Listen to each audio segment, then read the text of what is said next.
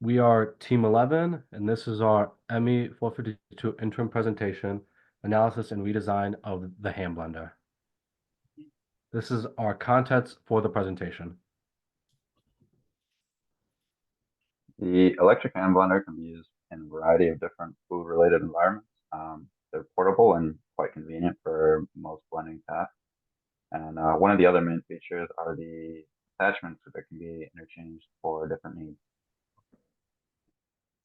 For the redesign of the hand blender, we were using a CAD model of a generic hand blender, which was obtained off of GrabCAD. For the product description of the exploded CAD, the total assembly consists of 10 total parts and 8 fasteners.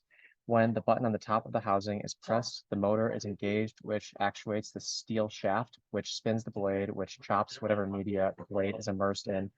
All other components serve as protective parts like the steel shaft housing and the blade guard. There are primary and secondary customers. For our primary customers, the difference is that they're going to mainly be commercial industrial kitchens. For them, they'll mainly value efficiency as well as the wide range of uses the tool can be applied in. However, for secondary customers, which are going to be more amateur cooks, such as at-home cooks, they would mainly use this product mainly for convenience and for just general use without any of the specifics. For our functional analysis, we separated the purposes into a fast diagram. What I want to draw attention to is that in red are the supporting functions that can be used for differentiation, while the regular black cells are more for just like basic functions. For our assembly sequence analysis, we made two different assembly diagrams. Our first one was where we focused on assembling the shaft with the blade, and then we moved on to assembling the housing with the motor. And for our second assembly sequence analysis, we thought that we would be able to go about assembling the hand blender by assembling the main housing first with the motor, and then moving on to the shaft and the blade. Once we compared the two different sequences, we came to the conclusion that the second sequence was better because when we focused on ease of handling, ease of locating parts, ease of fastening, and ease of assembling the sub-assemblies, sequence 2 was overall better. For our function component mapping matrix, we looked at all the different parts of the hand blender and considered the functions of distributing contents, mixing contents, and preventing injuries, and found that each part of the hand blender had its own function, and it was able to do everything it needed to. For our quad chart classification, we took these different components of the hand blender and then separating them into a chart in which comparing its functional importance versus manufacturing costs and whether it was low or high.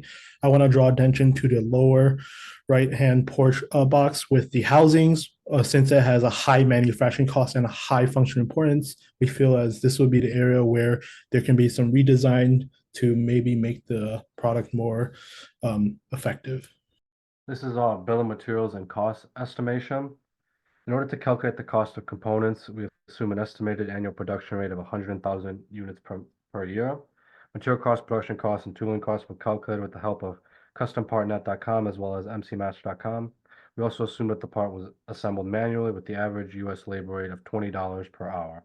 Our plastic components were manufactured through injection molding, while our steel components were done through machining. The fasteners and motor would be pre-purchased. Once all the various costs were added together, the total cost was calculated at $8.85. The blender has two different functions based on who's using the blender.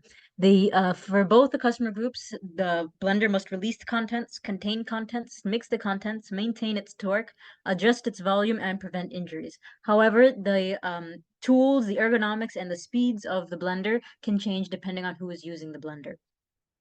The components of the blender that stay the same across both customer groups are the blade guards, the blades, the motor, the housings, and the blade guard.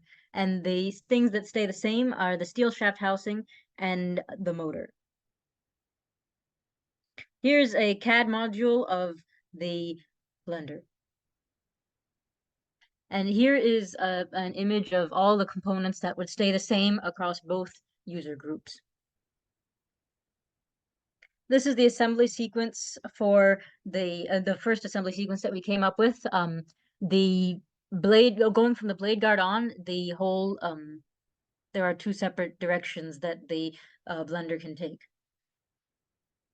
In this assembly sequence, the buttons are where the blender starts branching off into two different types of blenders. And we found that this was the better assembly sequence, not only because of the reasons mentioned before, but also because this delayed the differentiation till a later stage, which therefore made it more efficient. Thank you for listening to our presentation.